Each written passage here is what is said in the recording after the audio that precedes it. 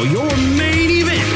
Introducing the hosts of Wrestling with Freddie, Jeff Dye, and Freddie Prinze Jr.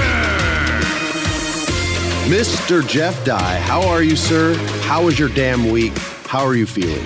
Feeling real good, buddy. I was in Houston, had a good time. Back in Los Angeles, ready to rock, ready to talk wrestling with my good friend, Freddie. You were in MVP City, Houston, Texas. Yeah, I went to NASA. MVP. Man, NASA hasn't done anything for like 100 years. They just go, look at this old clump of steel. Go, why is it all old like that? They go, oh yeah, it was like the 50s or whatever. Yeah, no one gives us money anymore, so we don't. They haven't done anything. They're like, we were just going to sit back and sell tickets to tourists, and then that Tesla guy started competing with us for space travel, and now we got to kick it up. You know what's weird? How come in the movie Armageddon, they didn't just train astronauts to plant the bomb? Instead, they trained roughnecks to be astronauts, which seems way, way harder to do. Maybe they're happier to kill roughnecks, if it doesn't go well. They're like, well, we can't lose some astronauts, like that'd be detrimental. Yeah, the astronauts are incredibly important. I still don't know what the astronauts do outside of get to party and go to space and have an awesome time. And I'm not sure what space exploration has done for us as a civilization, but party on NASA. Way to go. I think you've cracked the code. I think that's what's happening. Is you go, what are you guys even doing out there? And then they go, it's space stuff. You wouldn't understand. And then we kind of go, I guess that checks out. But I bet they're not doing anything. Nah, they're like playing Xbox. Playing cards, going, doing drugs. Can you believe we're there. In space? Yeah, exactly. I grew weed up in space. It's crazy. Like, I don't know what they do. I'm not sure why we ever Every time I gave them see an astronaut, he's just like, throwing Skittles slowly, with the no gravity. They got like a ball of water that's floating by him. That's all I ever see him do. One guy had a monkey suit or something. I don't know. Yeah. So shout out NASA. We love you guys. Screwing around. But let's get to wrestling. We got a big pay-per-view this weekend, which we'll get to. But we're going to start the week as we always do, in order, with Monday Night Raw. And the show started with Miss Bianca Bel Air, the women's champion, or one of the WWE's women's champion, the Raw women's champion. And she came out with Asuka, and she came out with Bliss. I wasn't crazy about this segment until Bayley came out, and I really thought Bayley saved it. And she said some real shit that I love about being a fan since she was 12 years old, about having nothing handed to her, about Bianca Bel Air being handpicked and selected, more not a dig, but a remark on the NXT talent that's come through, which are people who were recruited to be wrestlers, not people who wanted to be wrestlers. Whereas Bayley has wanted to be a wrestler since she was a little girl. I know this for a fact because she's talked to me about it when we did those A&E shows. She was one of the panelists for the last 5 episodes, I think, 5 or 10 episodes. When she came out, she saved the promo. I still don't understand why they're having a ladder match at Extreme Rules. I think that both women's titles could have just been Extreme Rules matches, but party on to them, party on to Bayley. What'd you think about it? I thought it was cool. And I liked that she came out and saved the girl from getting squashed in between the ladder, like when Bayley went top rope. I thought that was pretty cool. I like all that's going on. I think that it's getting. We know, Bayley. We know you've been a fan for they don't. She doesn't like us to forget that. You know what I'm saying? Like that she's been. Yeah, she's going full heel, and even if we don't forget, she's blaming us for forgetting. Yeah, exactly. And it's I'm also, like, wait, no, I like you, Bayley. I'm on your side. She's like, no, you're not on my side. I hate you. Well, it's not that unique. Lots of wrestlers loved wrestling growing up. They're one of us. These. Like the Young Bucks, Chris Jericho, Kevin Owens, Bayley, they all loved wrestling since they were like little kids, which makes me like them because they're like us. They had the shirts and they had the toys and all that crap. My boy Sami Zayn was on both shows this week, right? Yes, he was. Yeah, they must be listening to you. They're going, oh, the glue. Man. He's the face of this industry. The face of wrestling, Sami Zayn. The face of professional. I think he's going to be on AEW and New Japan Pro Wrestling next week also, which is crazy. He might even do some TNA on Thursday nights. I'd like to see it. There was one little bit that made me laugh. Now, usually I'm not a big fan of the Miz and Loomis storyline. However, they did a backstage segment or two backstage segments where Miz had 100,000 bodyguards with him. And then when they cut back, all the bodyguards were dead and they were in Canada. There was a statue of a hockey player behind him.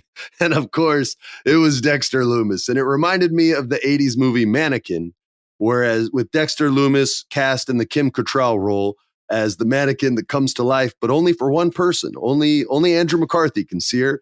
And if anyone else does, she turns back into a mannequin. And this is quickly what this story has become to me, which is Mannequin Part 3. And I hated it so much that I'm actually starting to like it. You know how like an English bulldog is so ugly, it's cute? That's how this story is starting to grow on me like a fungus. I'm sure you hated it, but I just wanted to throw that at you. No, I don't hate it. I just wish they would do something with the storylines quicker. Like let's get it. Like we get it. He's gonna sneak up on Miz. Like what's the story? I don't understand. Why aren't they just telling us the story? They haven't yet. They refuse to tell us the story. They only want to show us creepy images of Lumis. Very sluggish. Very sluggish. Seth Rollins, the last couple weeks has been getting back to Seth Rollins. He's not dressing up in super bright, wonderful colors. He was the man in black this week. Came out, cut a hell of a promo. Mm-hmm. Didn't even want to say Riddle's name. Got hyped up. And then him and Rey Mysterio had like a 3-hour match. I don't even know how many commercial breaks were in there, but I think they wrestled for over 25 minutes. And they had as Sheamus would say, they had a straight banger. And I loved watching this. They got Dominic in there, and he didn't have to talk. He just got to be a presence, and it was a functional presence, as opposed to them with that huge promo they gave him 1 week or 2 weeks ago, which I thought was a little too much for him. But they protected him much better. There was a little throwback to when they did that weird eye gimmick where he was going to take out Rey Mysterio's eyeball. Seth even did like a little throwback to that, which was cool. But I liked the match, man. What did you like it? Was there another match that popped bigger for you? No, I thought this was great. I thought it was fun. Like I said, I could watch him and Matt Riddle. I could watch them feud forever. So the fact that like they're trying to keep that alive a little bit makes me happy. But the Rey match was good. I liked it. Also, this week Seth Rollins, in some interview said that he like Ariel.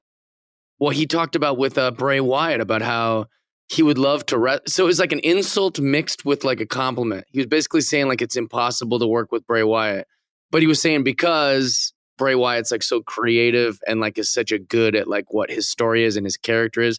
This Seth was like it was terrible working with Bray Wyatt because he's the character. You know, how do you work with the Fiend or how do you work with that? And I'm also paraphrasing, but and then he turned it kind of into a compliment where he's like, I'd love to get a chance to try and do something with Bray because Bray is so genius. So I thought that was an interesting Seth Rollins thing this week because when I originally read it, they're like Seth Rollins shoots on Bray Wyatt, which in wrestling terms means, you know, insulted or said something about. So I immediately read it and I was like, oh, it's not really that bad. He was actually trying to be complimentary for sure. Yeah, I actually watched the interview. It was with our friend of the show, Ariel Helwani. And Ariel always gets people to say good stuff and he protects the business very well. So it was sort of like a half in character, half out of character type shoot interview. Mm-hmm. And pretty much everything Seth says on a microphone, I'm buying into. He's awesome because he's money, man.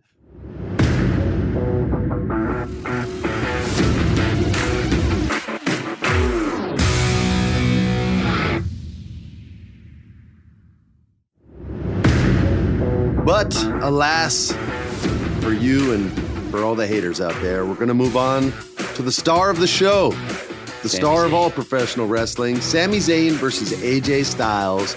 And he had Solo Sikoa there with him. And I friggin' loved it. I loved this match so much, I just said friggin'. And I never say that word. You never curse. No, I'll never like fake curse. I'll give you a full one, but I never do like the friggin', right? Friggin'. AJ Styles, we all love. He got beat up real bad at the end of this match by the Judgment Day, but the match itself was awesome. The crowd is cheering. He's the only member of the bloodline that gets cheers. is Sami Zayn. No matter how hard the announced team tries to make him a heel, on SmackDown, Michael Cole was just talking trash on him and trying to make him a heel, and the crowd's like, shut up. We love him. Exactly. We don't hear your dumb commentary. That's our guy. Sammy's amazing. And I love that even as a heel, he gets babyface cheers. Not you're so good a heel that we're going to cheer you like MJF and like what they do for Roman now. It's just, nope, we love him. That's our guy. Screw you guys for not pushing him before, and we're never going to stop cheering. I think it's amazing. Solo helped him get the win. He got him with the haluva kick, which is one hell of a kick. Sorry, I'm a dad. But I absolutely loved it. And at the end of the match, when Judgment Day whipped his ass, Edge came back and cleared the ring and is now also in the Extreme Rules pay-per-view with Finn Balor, which we'll get to later. But is Sami growing on you the way he should be? Like a fungus? Because I'm easy to convince, first of all. First time I ever heard about Bigfoot, I was like, that's real. People are like, you like aliens? I'm like, no. And then they tell me like an alien YouTube video and I go, oh, aliens are definitely real. I'm easy to convince. So when my good friend Freddie says, Sami Zayn's the best, I push back because I'm not a big ska guy. I don't like the dancing and the, he's never been my guy. But then you've been really convincing me, and I do like this character, and so I'm on board with Sami. It's so cool. There's nothing redundant about it. Usually I'd be tired of a story if it went this long. I would be tired of a faction if it went this long because I'm not a big faction guy.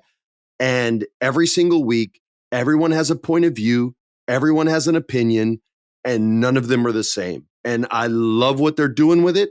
I think, you know how I feel about Sami, but that whole group, man, the Uso brothers have never been better on the mic. Never. Oh, for sure. Jimmy and Jay. I finally figured out which one hates Sami. It's Jay. And they're killing it. I mean, it won't even be I love them so much, and it's not even going to be my best of the week.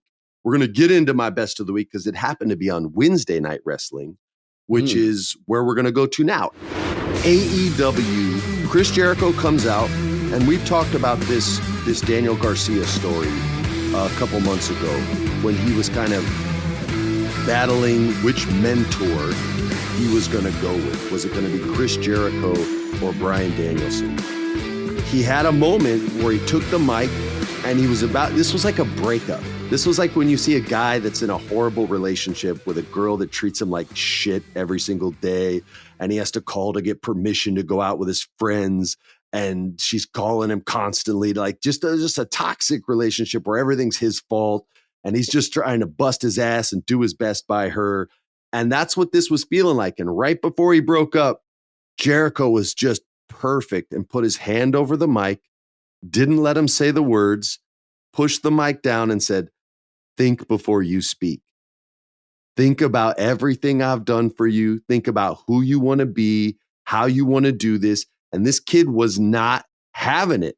And he's sitting there. It's 1 against 100, however many are in the Jericho Appreciation Society. And he's willing to stand his ground. And then here comes Bryan Danielson with that dickhead smirk on his face that I just love. It could be babyface or heel. I don't care. And he came out, his shirt was like fitted. He looked jacked. He comes out and his thing is, look, man, you can wrestle with them. You can be with the Jericho Appreciation Society or Ring of Jericho, whatever they're calling it now, or you can come wrestle with the Blackpool Combat Club. And the crowd went crazy. He said, you can train with them. You can train with us. You can do whatever you want because you're a man. And he's like just putting him over huge the whole time, right? And I'm just loving it, the pulse of this, everything. And then they gave the mic to this guy named Daddy Magic, who has one gear, which is overdrive, right? Like it's always going to be yelling and screaming, which works sometimes, but it took me out of this segment because he was doing his own thing. Granted, that's not his fault. That's his thing, but it didn't work in this. These were two measured men in Chris Jericho and Bryan Danielson. Measured men, deliberate men that take their time, men that let moments breathe. And Daniel Garcia was doing the same thing. He was letting moments breathe, talking to the crowd, waiting for answers. And when this guy got on the mic, it's just fast forward and screaming, we've had your back all the time, da da da da. And it just it took me out of it. And then Danielson saved it and said, hey, let's have a match. And then he beat up Daddy Magic. And I really enjoyed the segment. It's not my best of the week, but I enjoyed the segment. What say you, Mr. Dye? Yeah, I liked it. And I think everything Jericho does, and maybe I don't know if he's got some sort of spell on me. I feel like everything Jericho does is great, whether it's a docu-series or like his mic work. Even when he's like at the table lately, he's been big on honor. You know, he's like, I'm an honorable man. Oh, he should be suspended. That's not honorable. He just keeps throwing in honor, which is so funny. I just like everything he does. I thought this thing was great. I don't have anything to really add more than what you said. So it was good. It's fun to watch. Jericho is in his 50s and evolves his character more quickly and more frequently than any other wrestler in the business. It's unreal, man. Yeah, he's a genius. Let's move on to my best of the week. All right. MJF and Wheeler Yuda, who's a part of the Blackpool Combat Club, and Wheeler Yuda is from Philadelphia, which is the city that they were in. Last week, he got owned on the microphone by MJF. Owned. This week, it was a whole different story. He was standing strong in the middle of the ring. MJF cut a just filthy, nasty, mean promo that was so smart. Talked trash on the poor guy, Tony Schiavone, who's just an innocent old announcer. Yeah, I love that MJF, like, he pushed him and knocked him down last week. And this week he's so like, good. Yeah, how you feeling, old man? What are you going to do? Nothing. You're going to sit there like a coward. And then he threw that energy onto the crowd in Philadelphia and said, just like these cowards out here. And then and then he goes in and starts saying real stuff like, you're taking time away from the man that everybody wants. I'm the one that makes ratings on this show. I'm the one they came to see. I'm a 26-year-old multimillionaire. I have more money than any. It was almost like JBL-esque, right? But he's at 26 pulling the JBL when JBL didn't do that till his like late 30s probably, or 40s even. Later in the show, MJF was up in a skybox talking trash on the main event, which was what it was. And then Wheeler Yuda ended up behind him and the crowd was just like, yes, kill him right now. Threw him through a couch. The way he took that couch was perfect too. It was beautiful. It was beautiful. So I was very, very happy watching Wednesday Night Wrestling this week. I like when AEW gets it right. And they don't always. They're still a young company. But by the way, WWE is an old company and they don't always get it right.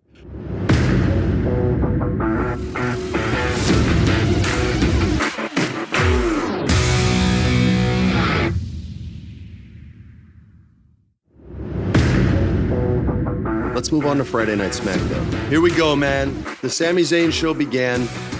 Yep. Solo Sikoa.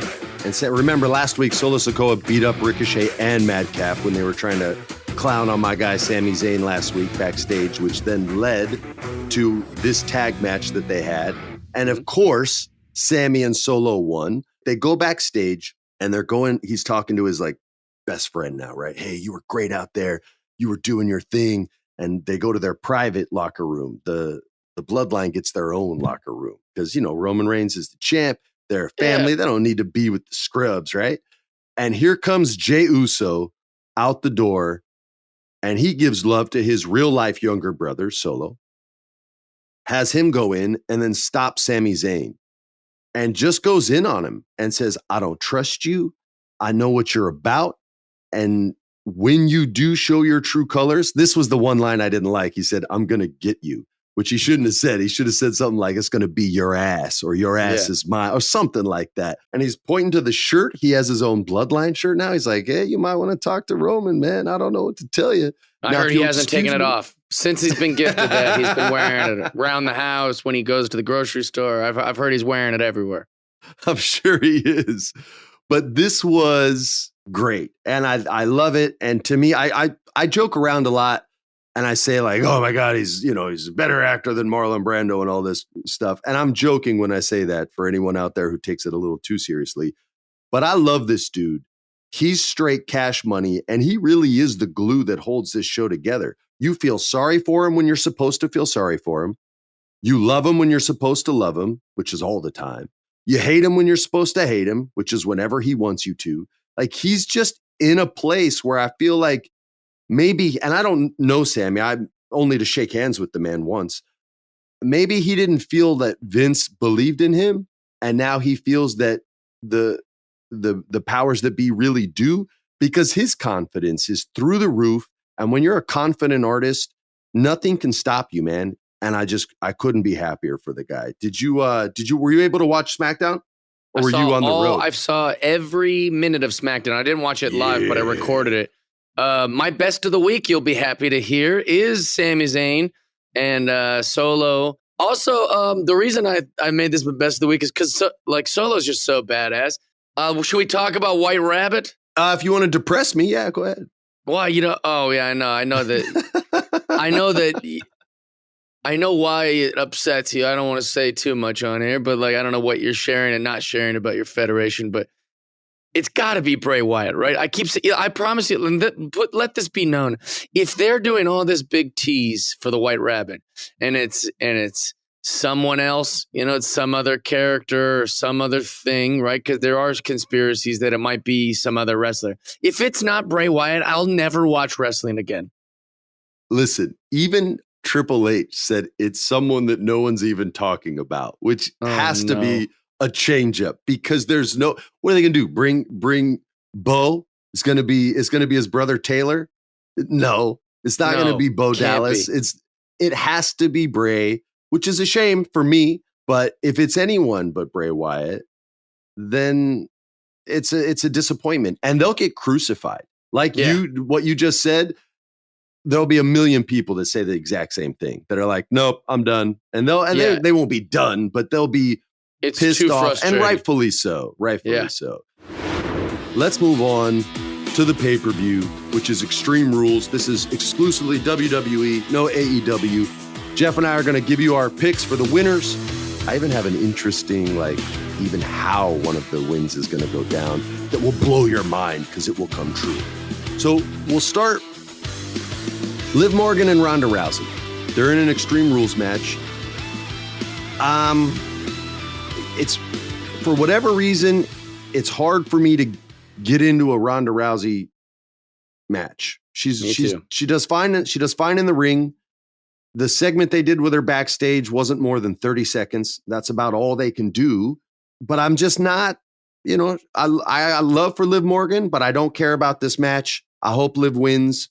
I think she's going to win, and I hope she moves on to someone else on the roster. I don't think Shotzi's ready yet, so I don't know who it'll be. Please, Charlotte Flair, come back to freaking wrestling. Yes. Please. Yeah, what's going on with Please her? come back.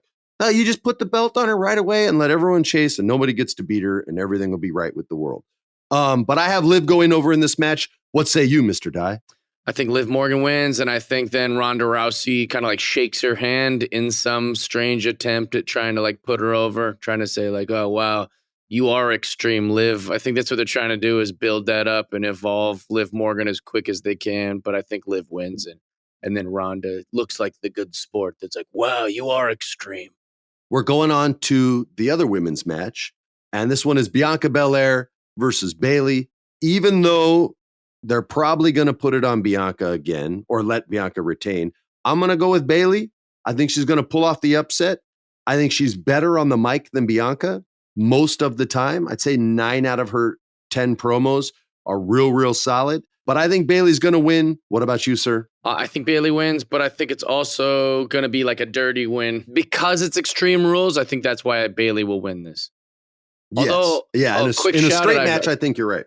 I forgot to mention this earlier. Bianca Bel Air, when she came out to confront Bayley and save her friend from the ladder, I like that she wore the belt. She wore it around her waist. She even wrestled with it around her waist. And I was like, I love when wrestlers do that. And it very, very, very rarely happens. You got to be thick and buff and swole to pull that look off. And Bianca Belair, she may not be as ripped as Jade Cargill, but she's thick. Bro, she might be thicker than Jade Cargill. And she was, I think, a track athlete at the University of Tennessee.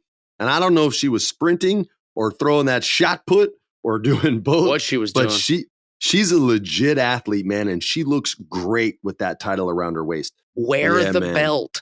Anyways, she not only wore it, she wore it while she wrestled, which was pretty sick.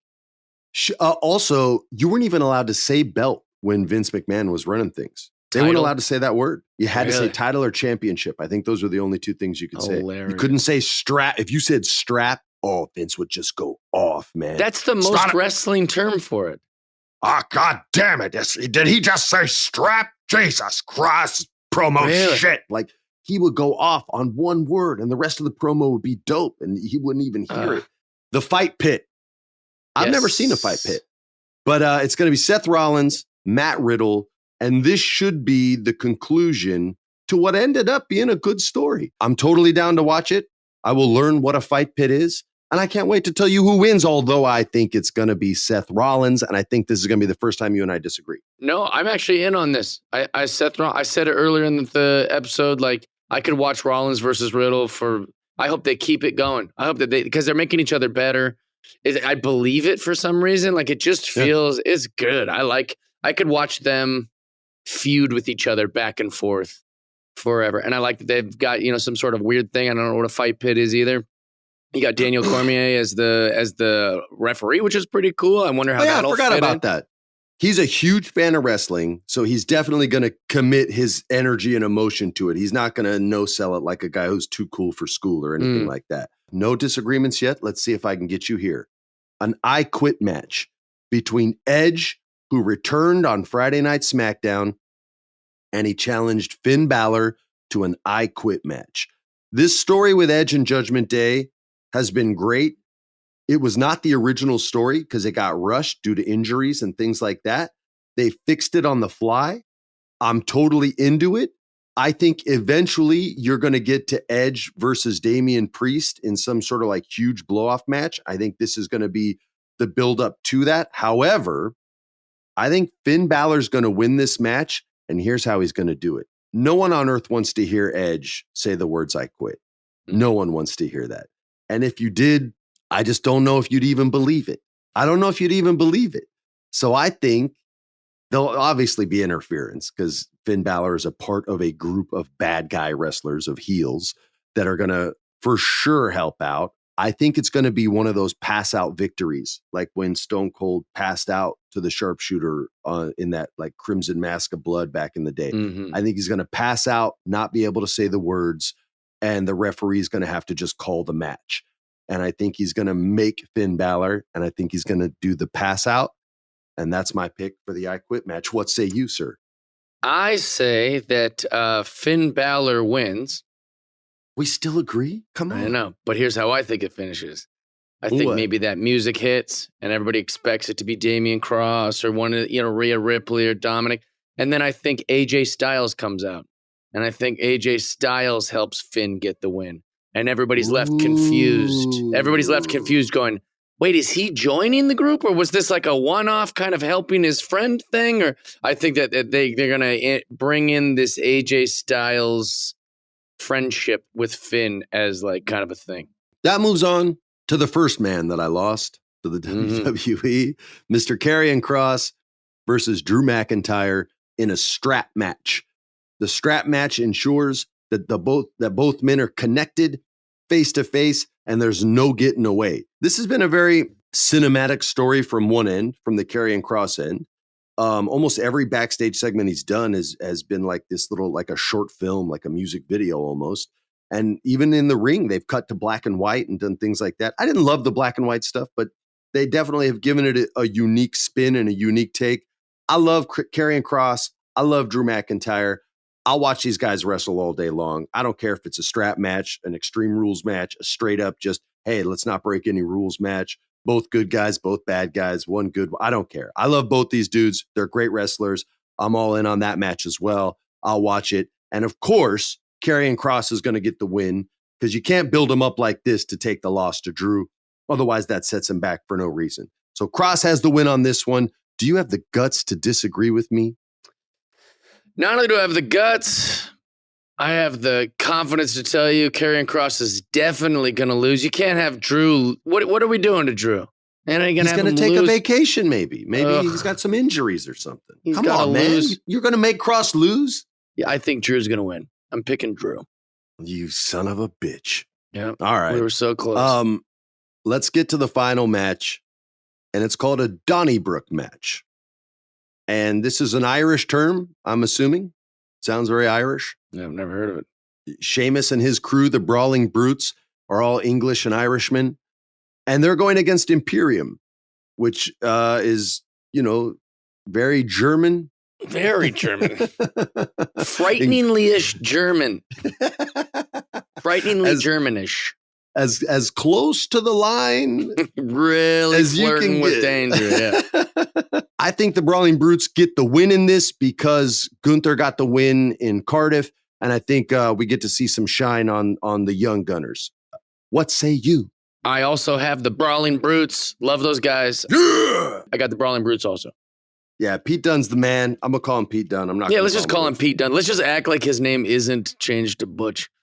Yeah, maybe they'll listen and change it back because that's what his name should be. Yeah, it's pretty good. That said, ladies and gentlemen, it's now time to get to your voicemails. And the reason we're getting to your voicemails is you had some quality voicemails this week. Alex, hit us with our first voicemail, if you would be so kind, please.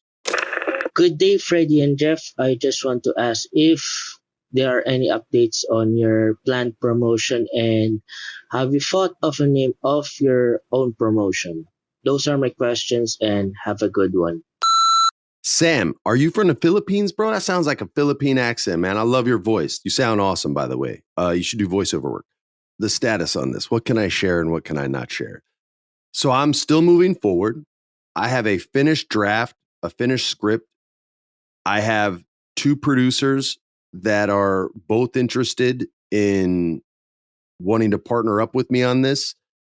And I don't have a TV deal in place, but I have very close to that. Man, it's hard to, it's weird sharing dreams for 2 reasons. One, once you release the energy, it's out there and it's no longer within you. So then you have to kind of like find a new way to challenge yourself. Secondly, I hate announcing a deal before there's ink on paper, because until there's ink on paper, your script is nothing. Your federation is nothing. It's just an idea. I have a script in place that people have been incredibly receptive to, and I am working on filling out a roster. I have a female in place that a lot of people know and love. Yeah, I can say that. And everybody knows that I love Bray, and it was basically reported that I was the one that made the offer. And sure, I'll confirm that. I've put out an offer there, and I think it's a creative offer. Financially, I wouldn't be able to compete with the WWE, but I've put other things in there that I think are important to Bray. And I don't think I'm going to get it as the weeks go on, but we'll see. You never know. And if I don't, then I'll shift gears again like I did the last time. It's a speed bump in the road, and I will find the next person and rework the story to make it work for that. But whoever my main guy is, that's who this is going to revolve around in the wrestling half of things. And yeah, I hope that answers your question, Sam. I am. How's it? I was going to ask you about your federation. Like, would you be able to have people that are already on other things? Like, could you have like someone that's at AEW potentially, or like WWE? The short answer to that, without giving anything away, is yes. Perfect. Well, then that makes that'll let the rumors fly then, because it could be a lot of people. Yeah, it could be. There are people that I love a lot, that I respect a lot. I have a solid relationship with WWE and AEW. WWE is a much more, they're much more exclusive with their contracts.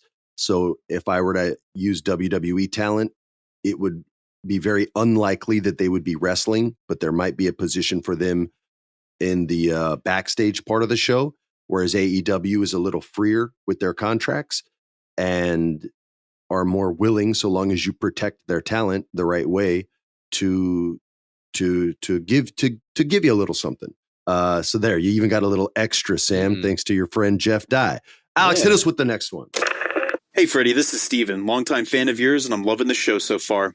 Now that we're fully engaged in the game era of WWE, and there's a lot of buzz and excitement surrounding the recent announcement of Survivor Series War Games, Are there any other old school pay-per-views that you loved watching growing up, whether they were in WWF or WCW, that you would like to see brought back to the main stage for the active roster to participate in? Okay, so Jeff and I will probably have different answers for this. And Steve, that's a good question. I didn't think I would ever go with this, but I'll tell you why in a second. Cyber Sunday was where the fans got to pick who someone wrestled. So it would be Shawn Michaels versus, and you'd see three faces come up. Triple H, Mankind, or The Rock. And the fans would get to vote.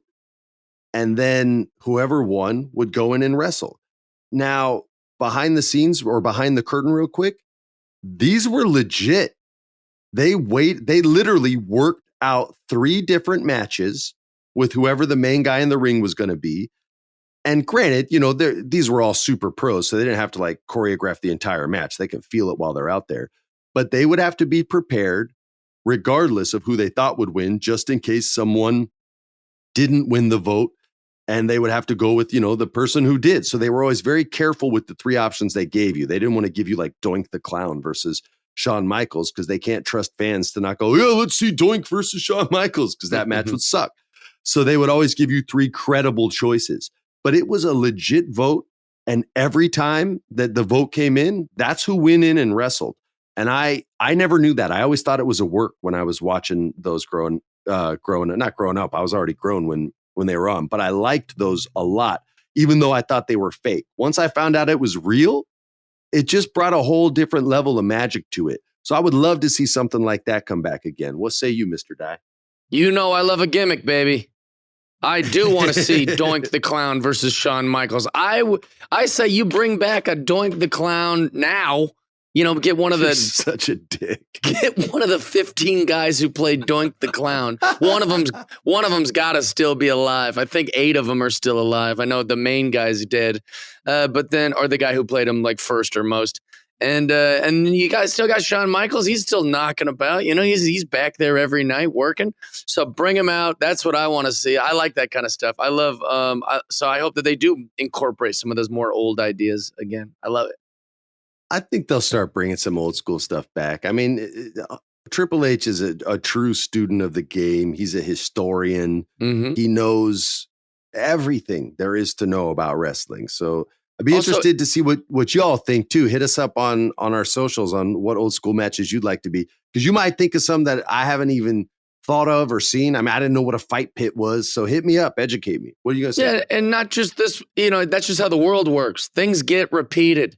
Everybody, my quote for my home studio should be coming in today.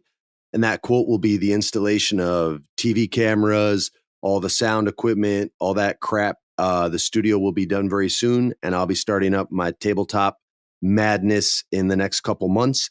I'm very excited for that. That's on my YouTube channel, Geghead. It's just Egghead with a G in front of it. You can catch up on everything that we've done there. I think even my old school sitcoms on there, if you just want to watch an old sitcom and sit back and not do anything on a Wednesday evening. But everything that I do, I put up there. And we wish you guys the best. And Jeff, anything else? Follow us on our show accounts. Follow us on Instagram, Wrestling with Freddie. Twitter is WWFreddie Pod. Follow us on all the socials so you can submit your questions for the Federation. That's it. We're just happy you guys are tuning in and watching. Share with your friends. You know anybody that likes wrestling? You know anybody that likes to learn about wrestling or wants to hear 2 cool guys talk about it? Follow us. Throw us a follow. Yeah, we're 2 cool guys. And so are you. Peace. This has been a production of iHeart's My Cultura Podcast Network. For more podcasts from iHeartRadio, visit the iHeartRadio app, Apple Podcasts, or wherever you listen to your favorite shows.